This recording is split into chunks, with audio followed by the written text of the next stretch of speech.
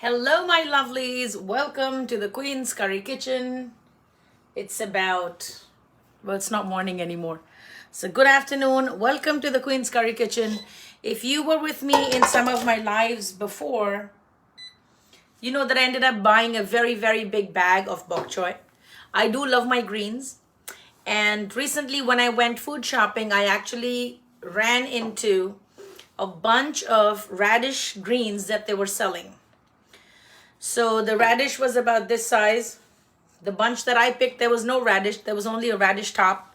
And then there was a whole bunch of leaves that were coming off the top.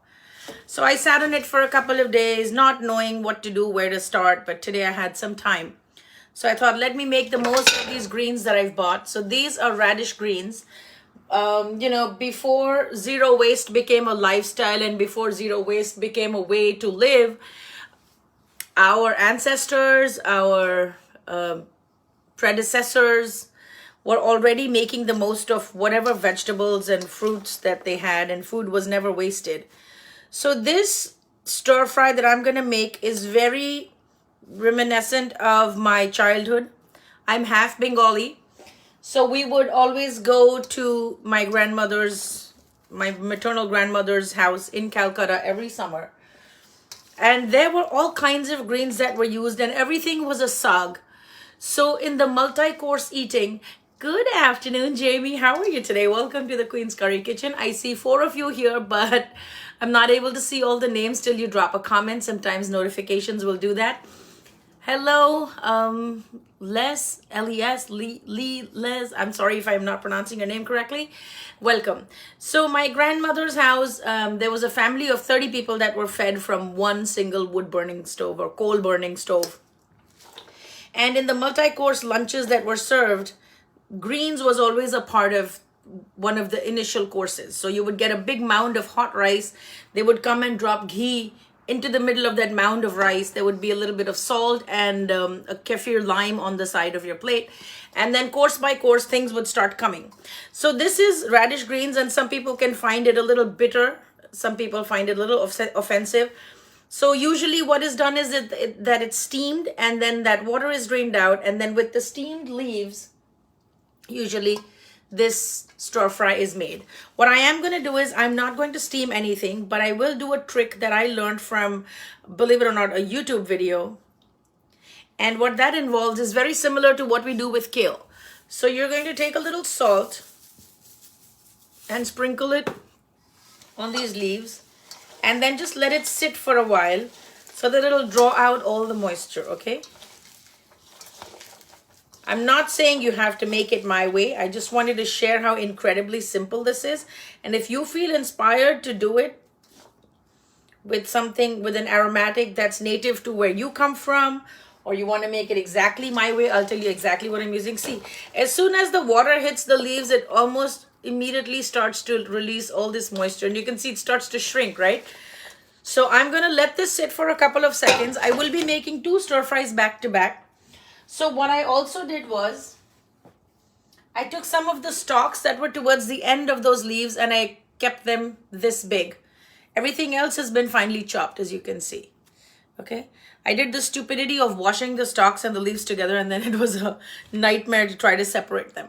So these are the stalks that I've cut, and I've kept them a little bit longer than the rest. What's going to happen is it's going to have a very nice crunchy, chewy texture, almost like biting into something. And that is really good for your teeth because it not only strengthens your gums, but also exfoliates your teeth. Like the same reason why you would eat an apple. But of course, there's no sugar in this. And then this is the little bit of radish that was attached to the base of the leaves, and I've just kind of chopped it fine. So we are not steaming anything. We're not boiling anything. Everything will be made directly in this pan. The other thing that I wanted to make today was, let me bring it here and also adjust the camera so you can see better.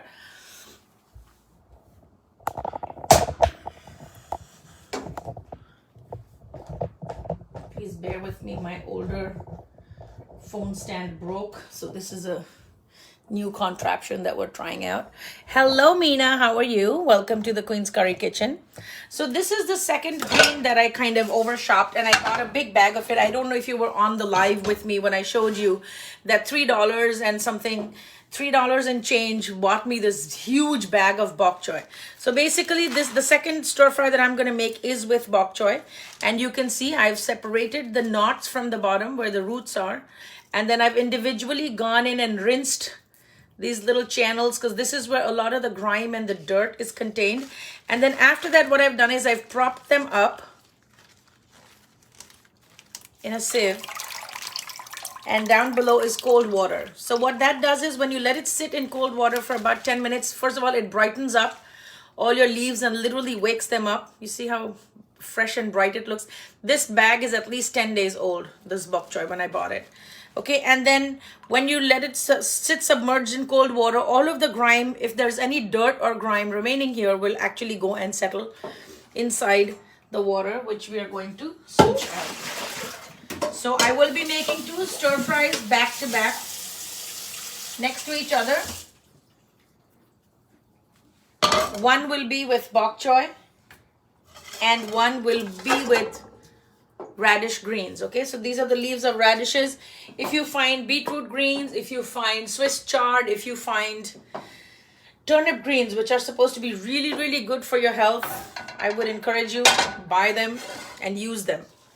Okay, so now this is going to need me to give it a massage, just like you would do for kale. We're going to do it for this as well, and we have to literally squeeze it till it almost becomes like a paste, as if you ran it in the blender. So what that's going to do is it's going to help you to extract some of the bitter juices from the radish. Radish usually tends to have a little bit of a bitter bite to it. Okay, I'm going to turn on the heat. So I'm thinking, since for the radish we have some kind of textural contrast with the stalks. So for the bok choy, what we're going to do is we will add this finely chopped, it's not that fine, but I've kind of cut it into matchsticks. We'll add this fresh beetroot. Again, this is raw. I haven't steamed it or boiled it. This is just raw beetroot. I've removed the skin and then I've cut it, okay? So this is going to be combined with the bok choy. That's going to be that textural element. Just to have a green by itself without any texture kind of gets challenging sometimes. So we are going to make 1 radish green. This in Bengali is called mulor shag, or muli ke patton ka saag in Hindi.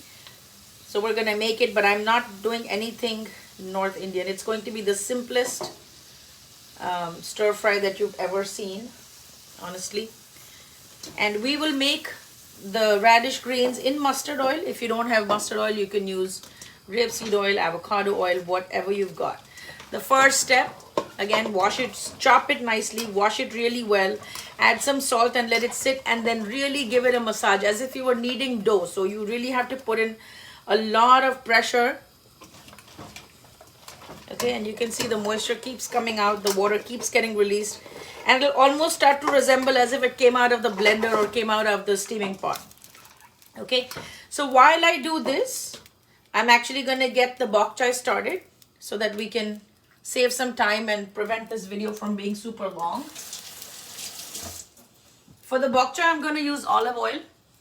This is my pan right here. It's nice and hot. Some of the other things that I will be using is garlic.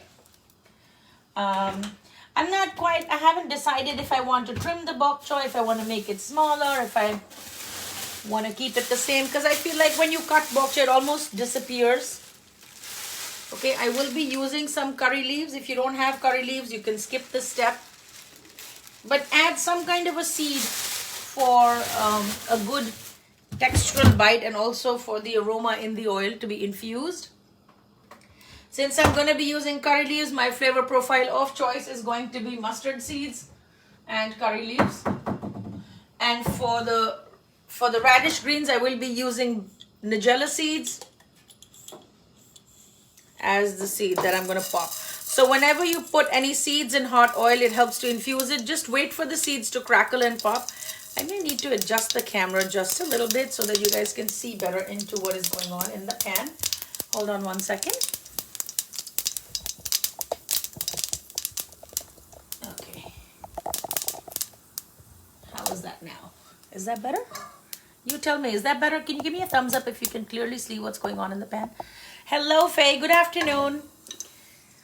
Okay, so here's the mustard seeds. Whenever you work with mustard seeds, always make sure you give them the time to pop and crackle. Otherwise, they're going to leave a very bitter bite on your food, which is not desirable. Gonna go in and add some curry leaves. Curry leaves are really, really good for your gut. So even if you get it in your food, just bite them through and eat them. Like don't pick them out of your food and take them out. That's not required. Okay, I'm gonna give it a little stir. Then I'm gonna add some freshly chopped garlic. This is like a literally like a 2-minute thing, provided you've already chopped up everything. The first thing that's gonna go in is the beets. I tried to grate them, but they were literally getting lost. So then I decided to chop them, okay? So there's always a fresh vegetable on an Indian thali on a daily basis. And it all depends on what's available in the farmer's market.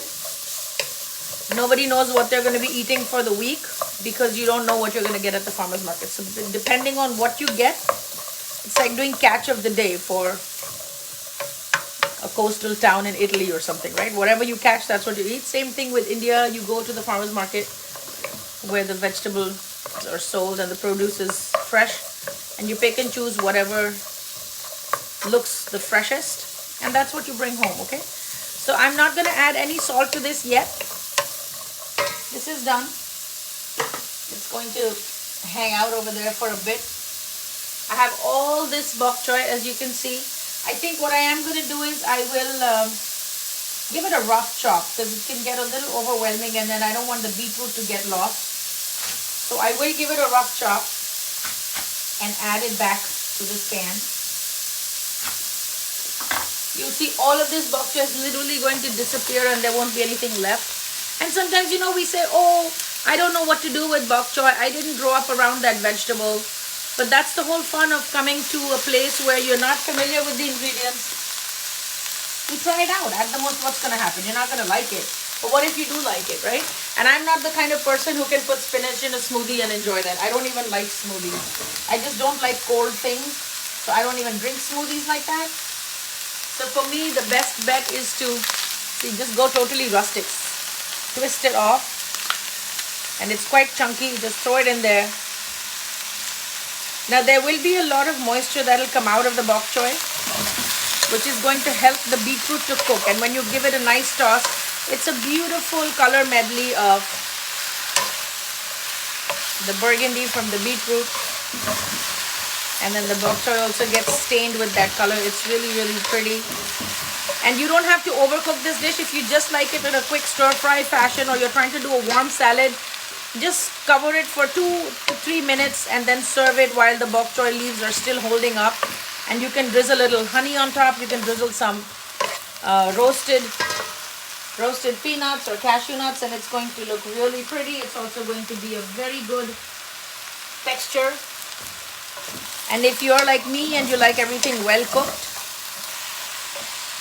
then you can just continue to cook it and you'll see how it's wilting down.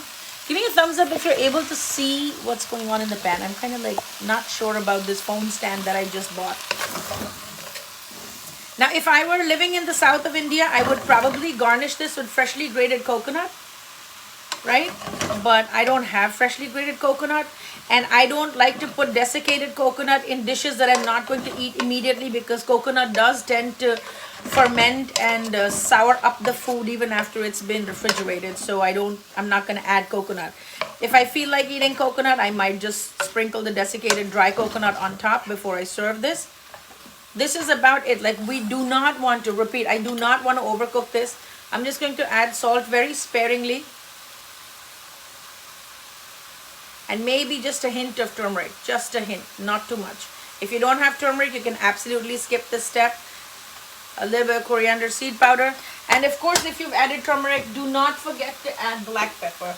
The absorption of turmeric without black pepper is minimal at best. So if you want to really get the benefits from turmeric, make sure you add black pepper to the same dish. Okay, this is DDD done. If you like heat, you can add a jalapeno to that. You can add crushed red chilies to that. I'm going to turn off the heat because I do not want this to wilt further.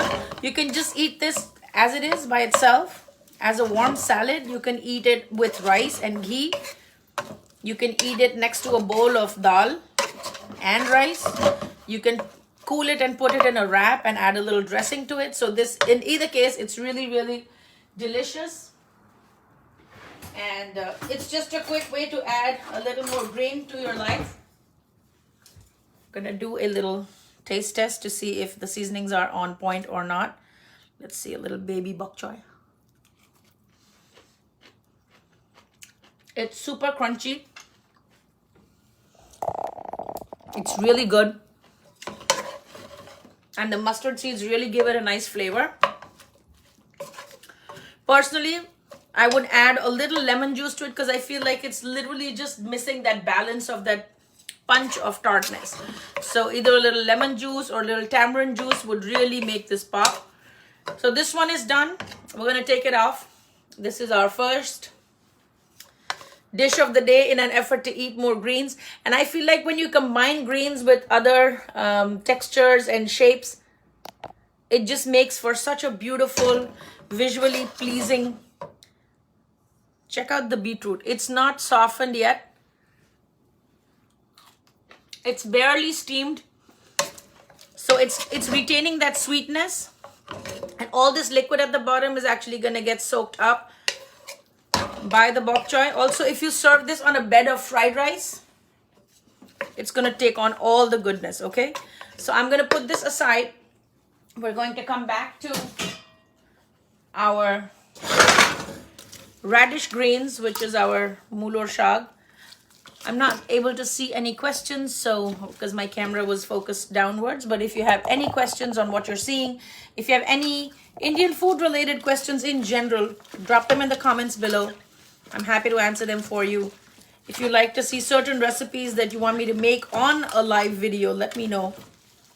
I'll be very happy to make them with you. These are some of the things that we eat in our homes, but they never make it into cookbooks. They never make their way into restaurants or fine dining. And it's a shame because this is where the real treasure of plant-based eating or Indian vegetarian food lies. But I guess it just does not get its glory. Now see, just with massaging it with salt, that's all I did. I did not put any oil, but you see how much liquid has actually come out. So we're going to keep doing it more. You can see that the leaves have pretty much disintegrated. So if you have little kids in the house who want to help out in the kitchen, this is a good exercise that you can give them. They'll be busy. They may not have a lot of arm strength to extract everything, but at least they'll like this whole muddy situation, especially on a snow day like this when they cannot go out or do anything. Give them little projects like this, okay? All right, so this is pretty much done. It almost looks like seaweed, but it's not. Now we are going to squeeze the excess liquid.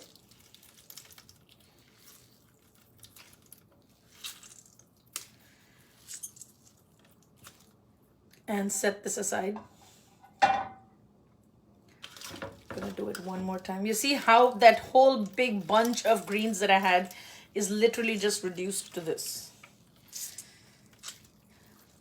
There is a reason why I don't add too much potato to a lot of my stir fries, because I feel like when you add potato, it increases your cooking time, you know, and potatoes just cannot be eaten raw.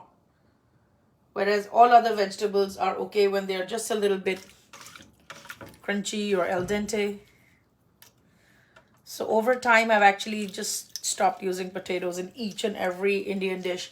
Usually all the sabzis in North India are gobi aloo, bhindi aloo. So everything has aloo in it, which is potato. So I've gradually moved away from it, and I just do not miss it at all. For those people who are looking for substitutes in the Indian vegetables where they're trying to do away with potatoes, you can use green plantains. They are called the little tiny green bananas that you get. They are called Ruru bananas in the Indian grocery store. You can also get a plantain and you can chop it finely and you can use that. Okay, now according to all the Ayurvedic people, this literally is supposed to be gold and it's supposed to be really good for you. I have no clue what to do with it. So I'm just going to set it aside. I'm going to do a quick wash of hands. And then I'm going to be right here with you guys. Okay, so let's start our dish number 2, which is going to be the mulur shag. You can see literally it's just reduced down to this, which is not that much. But it's supposed to be a first course. It's supposed to be a condiment. It's not supposed to be the main dish. So it's all good. Now Bengali food, especially these kind of stir fries, are usually made with mustard oil. Make sure you buy the mustard oil that is for edible consumption. There are certain others that are only for topical massages and whatnot. So just make sure you buy the edible kind. And if you have to use mustard oil, you must allow it to really smoke out. You have to let it heat to a very, very high smoking point. And then once the smoke arises, then you turn down the temperature and allow the oil to cool. Hello Sushma ji, hello Ritu, hello Faye. Good afternoon, welcome to the Queen's Curry Kitchen. We just finished making our bok choy with beetroot stir fry. Right there. And now we're on to our second thing, which is muli ke patte ka saag, which I'm going to make in the Bengali style. All I did was I took the greens, I chopped them finely, and I sprinkled some salt on it and really gave it a good massage for 3 to 4 minutes to squeeze out all of the bitter water from it and the moisture is out. Then I squeezed it dry and I've just held it in this pan. We're ready to fry this. For this, we are using mustard oil, which has to be brought to a very, very high smoking point. Once you see the smoke arising from this pan, you're going to turn down the heat and allow it to cool. I've also saved the stalks from the back of the radish leaves, and I'm going to use these to add texture and crunch to my saag. And I have a couple of pieces of radish that were hanging out at the base of those leaves, so I've just chopped those finely. Can you see the smoke that's coming up from this wok? I don't know how visible it is on camera, but you'll literally see like there is smoke coming up from this wok. Okay, once that happens, you know that your oil is nice and hot. You guys able to see the smoke? Oh yes, yes, you can see the smoke. Luann says, I love your food and watching it. Oh, thank you, Luann. You're so good for my ego. You know what I should do on a day that I'm feeling low or having like a bad, I'm gonna, put this back so I could just talk to you for a second.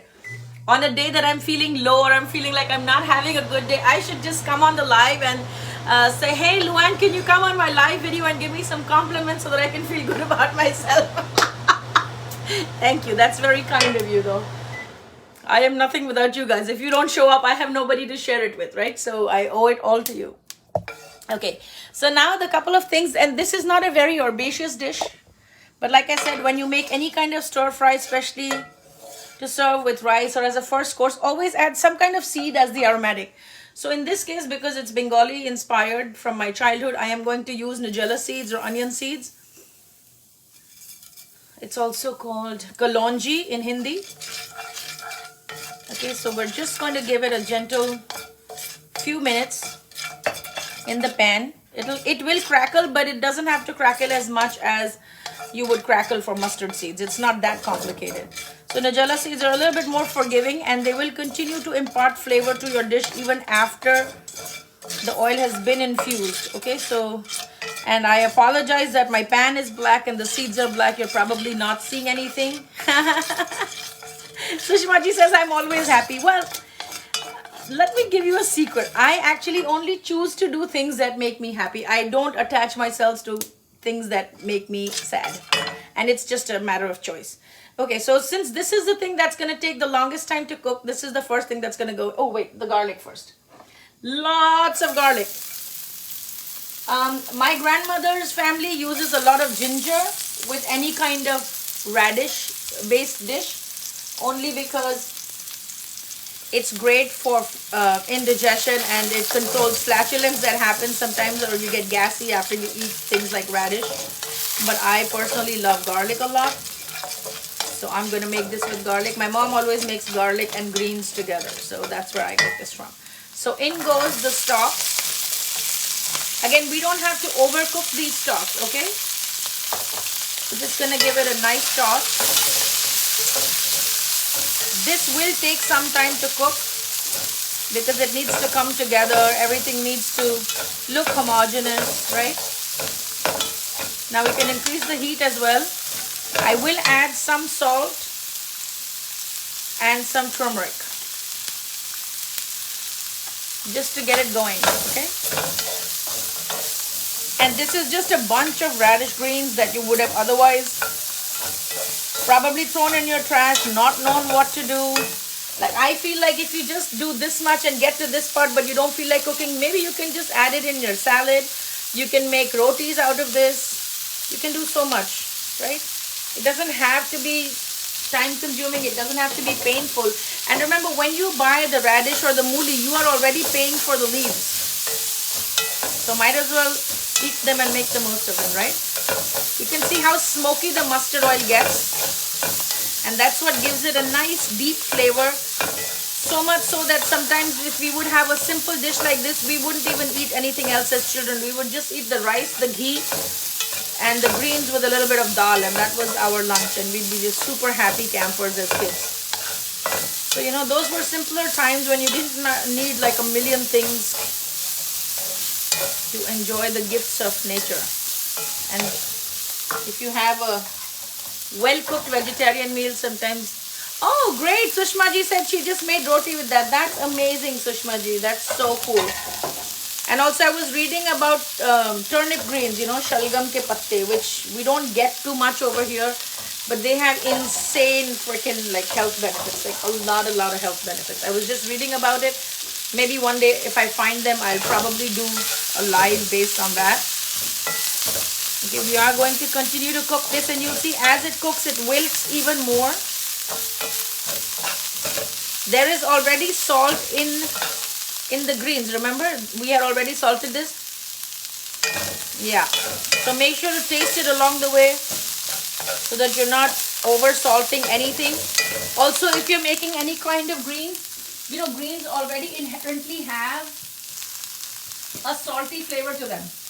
For whatever reason, greens are salty. Just like eggs have a little saltiness to them, even if you don't add salt. Same thing with greens. Greens always tend to have a little bit of saltiness. So add the salt very, very sparingly. And you can see, like, with just a little bit of cooking, it's still vibrant, it's still green.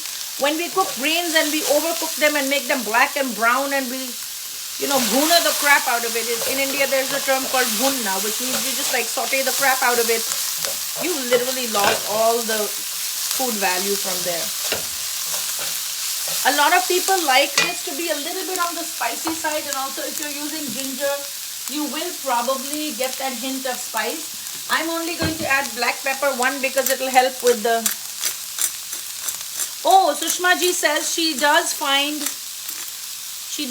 turnip greens at the Indian grocery store. Okay, Sushma ji, I'm going to be on the lookout. If I find it, I'll bring it and maybe I'll do a recipe with that. I, for one, like I said, I'm not the kind of person who will put their greens in a smoothie and drink it. I just don't drink smoothies. I don't like cold drinks, especially I don't like cold breakfasts on any given day, whether it's winter or summer. I just like warm breakfast. That's just the nature of the beast that I am. Okay, now to this I'm going to add a little bit of coriander seed powder. You don't have to, but it just gives it a nice dimension of flavor. If you had cumin seed powder, you could add that as well. Time to add a little more moisture to deglaze the pan. And you'll see it's going to start coming together. The greens are actually going to wilt a lot more. This is usually something that I would never make, but the fact that I bumped into these radish greens in the Korean supermarket, I just felt like I had to recreate this dish from my childhood, and so that's why I'm doing it, because it's really not something that you will see. Like I said, it's not a dish that's eaten in restaurants. It's not a dish that you see in very many cookbooks. Hello, Jimmy. Good afternoon. Welcome to the Queen's Curry Kitchen. We are making radish greens. So all the tops.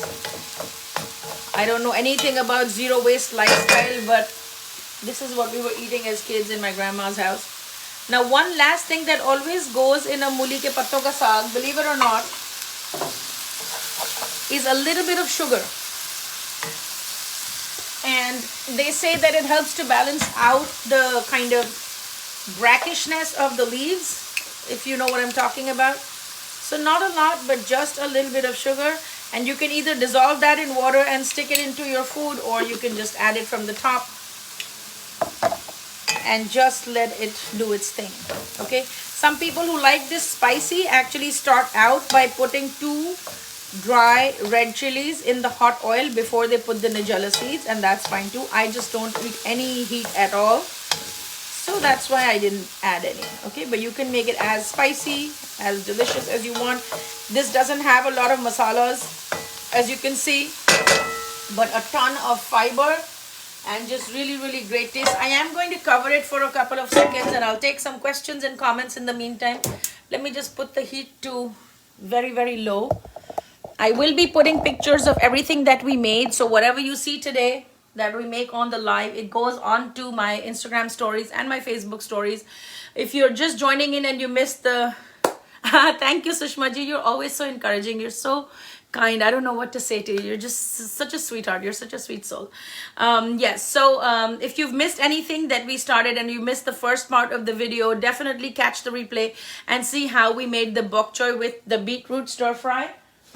Let me know if you want me to plate it, because sometimes, you know, you guys ask for plating videos and then I plate it and then everybody's like, ooh, ah. So let me know if you'd like me to do a plating video. I can actually plate this dish and I can show you. Okay, so last time I think when we did the, what did we do? I think we did the fried rice or the, gosh, why can't I remember? What was that video that we did where everybody said, oh, we want to see it plated? I think it was the fried rice and the vegetable stir fry or something, or like a tofu stir fry. And then everybody said, oh, we want you to plate it. So then I actually pushed the camera back and I plated it. So if you want me to plate it, then let me know. But this is pretty much ready. I can flip the camera again and show you what it looks like. By now, all of the moisture is pretty much gone from here. Yes, Sushma ji, please try to make it, and make it with a little bit sugar or a little bit of gur if you can, because it really helps to balance out the bitterness of the muli ke patte. It's really, really nice. It's not spicy at all.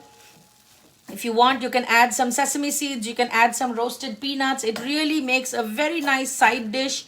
It makes a very nice, you know, crunchy option that you want to munch on in case you don't like raw salads or whatever. You can eat this. Let's give this a taste. Yes, please try and let me know how it turned out. I haven't even put too much turmeric because I really don't want to kill the brightness and the vibrance of the green color that we have over here.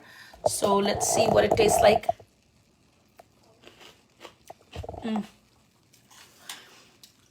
Oh my God. This really... I literally feel like I got transported into my nanny's house. I have not been there in 28 years. Yes. So yeah, it needs a little bit of salt. So I will add a little salt to this. Not too much. But it's good to be careful with the salt, because sometimes you don't know if you were able to squeeze out all the salt from when you were massaging the leaves or not. I do have a huge bunch of organic kale in my fridge as well, and I will try to do maybe like a kale sabzi, or maybe I'll do kale pakoras or something for you guys, so that you'll also see a different use of kale. Maybe like a chickpea and kale soup. I don't know what I'm gonna do, but I did buy it with the intent of making something with all of you. So yeah, so you know what, I have some warm rice that I have going on, and like I said, these are very chewy. You're not supposed to swallow it. You will be left with a ball of like fuzzy stuff. Do not swallow that. You can if you want to, it's extra fiber, but don't swallow it. Chew it and you can throw it out. And I tell you, the sugar that goes onto this really adds that superb balance, which I think is missing in the bok choy dish. So for the bok choy dish, I think it needs a little bit. Oh, you made kale and... So how does the kale... Sushma ji, how does the kale disintegrate? Like, do you have to buy baby kale? Because the spinach really cooks very quickly, and then the kale takes forever. So do you have to make it really chop it finely? Do you have to boil the kale before and then make the saag? Like, how does it work? I have very little experience with combining kale with other things, so I don't know. This is only the green part, not the stalks. This too has a beautiful crunch to it. If you're making this dish for someone who cannot chew, or someone who has IBS or cannot do too much fiber, I recommend that you can steam all of the greens and then just give it the tempering towards the end with the ginger and the garlic and the nigella seeds and mustard oil. If you're catering to normal people who have normal teeth and intestinal powers, make it this way. You don't have to eat it with the mound of rice that I'm gonna do. But I hope you're going to enjoy serving this at your table, okay? 2 dishes, completely very, very quick to make, completely vegan, full of texture, full of flavor, and totally seasonal, right? Akila, welcome. Okay, what vegetable is this? All right, Akila, we made a bok choy and beetroot stir fry with curry leaves and mustard seeds. This is what it looks like. I don't have any desiccated coconut at home, otherwise I would have put that just before serving. And this was made in olive oil. And the second dish that we just finished making was radish greens with the stalks. So this is just radish greens, and I cut the stalks as well, and I've put them in here. So this is what it is, and I've made it Bengali style with mustard oil, nigella seeds, and some basic just salt and turmeric. So definitely catch the replay, Akila. Don't miss the replay. Catch it and see what it was like. This is something that I grew up on from my maternal side of the family because they were Bengali. So this was one of the first things that was, any kind of saag would be served stir fried and not too wet and not too heavily loaded with spices. It would be served amongst the first few courses that came in with the bhat. So this is one of those dishes, and literally I took a bite and I almost choked on myself because it was just very emotional for me. I haven't gone to my grandparents' house in almost 28 to 30 years, and when I eat food like this, it just helps me connect to the beautiful part of my childhood every summer when we would go to a family that had 30 members eating from the same kitchen. Yes, it was quite something, and they had no stoves. They had no gas connection. So no LPG cylinders back in the day. They had no refrigerator. So everything was made fresh every time and finished. So it was a very different kind of lifestyle. All right. Oh, thank you for the compliment, Akila. I appreciate that. I hope you will give this a try and, watch the replay. Maybe it's something that you want to create in your own home, but don't be restricted to radish greens. You can do the same thing with kale. You can do it with Swiss chard. Try to do it with the leaves of kohlrabi. Try to do it with turnip greens, whatever kind of greens that you have that you're already paying for, or if you just specially went and brought home the bunch, then cook it like this. It's really minimal cooking time. All we did was add some salt to the finely chopped leaves and really give it a good massage to draw out all the moisture and the brackish bitter taste of radish. And then here we are. So we've done 2 in the time that it usually takes us to make 1 recipe. With this, I am going to say goodbye. But in case you don't know who I am, after all this talking that I did, my name is Nupur. I am the chef, the owner of Queen's Curry Kitchen, a plant-based meal delivery service right here in New York and in Queens. If you know anybody that is struggling financially, or if you know anybody who is been impacted by COVID and cannot figure out how to put a meal on their table, definitely give them our phone number. We serve COVID families for free since 2020, and that mission still continues. But in order for me to do that, I've only been able to do it because of people like you. All of you who go to my website and place orders for the chai masala, or who have placed orders for pidneys, people who have placed orders for the coffee, the cardamom coffee, all the ebooks that you're downloading, each and every single penny that you spend on the Queen's Curry Kitchen helps me to keep this going and to keep the momentum going. I was recently awarded the Small Business Small Business Hero of the Year in the year 2021 in December by the Chamber of Commerce, for which I'm extremely thankful. But of course, I was not working to get any medals or laurels. It's just something that I would have done anyway. And I'm thankful to all of your support and all of your intelligent spending that you have chosen to spend dollars with the Queen's Curry Kitchen. It is impacting communities. There are many families that have been helped, that have got the free food, and I don't disclose any names on any kind of social media or any kind of platform, so their dignity and anonymity is maintained. So if you know anybody that could use a home cooked meal, definitely let me know. If you'd like a free sample, Tuesdays are the days when we give out free samples. They're for pickup only in Midtown Manhattan. So share this video with your friends and family. Let them know of the work that Queen's Curry Kitchen is doing. It's really just a very small, humble effort to bring the home cooked meals from my home to yours. We do make our food in a certified, inspected Department of Health kitchen. And the food comes to you the same day, so you could watch it live on Tuesday morning and you could be eating the same food on Tuesday afternoon. So definitely share this message with your friends and family. If you'd like a free Chana Masala download recipe, head over to my website, queenscurrykitchen.com, scroll all the way down and download the recipe where it says free Chana Masala. Put in your email address. It's an instant download. You will get the recipe. It's a very, very short ingredient list. And if it's something that you've toyed around with the idea of eating something that you didn't grow up with, or even if you're Indian and you're looking for just something that's easy, that does not consume your entire day, if you want to eat a chana masala, definitely give that recipe a try. It's simple. It's going to help you to break the ice and get over the intimidation of trying something that you may not have grown up with. So give it a try. If you like it, tag me in your creations. Let me know how your experience was. If you have experienced any of our services or taken any of our classes or bought any of our books, definitely share it on social media. Tag me. Our social media handles are Queen's Curry Kitchen on Facebook, on Instagram, on TikTok. You can find us there. Tag me or just leave us a Google review. We are very, very thankful for whatever you can do for us. We really appreciate it. Our page is now up to 5,000 members and it's only all organic, built solely and wholly by people like you. There's also a private Facebook group which is called How to Cook Vegetarian, Vegan, Indian Food. And if you'd like to be a part of that, go there, answer some questions to get yourself in and you will be approved. Like always, thank you so much for joining me today. It's snowing outside. I think it's not showing any signs of slowing down.